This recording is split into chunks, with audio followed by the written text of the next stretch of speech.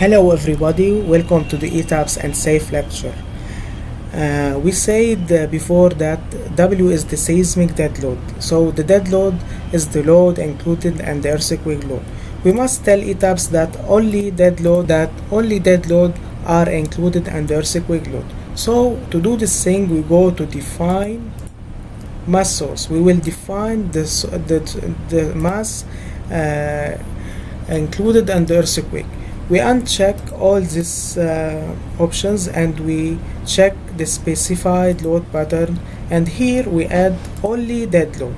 So here we tell ETABS that dead load W equal only dead load. That means that the only load included and the earthquake is the dead load, as we say the UBC code. So we define the mass source for dead load only and we press OK. Then we press OK. Thank you for listening. We will continue on the next lecture.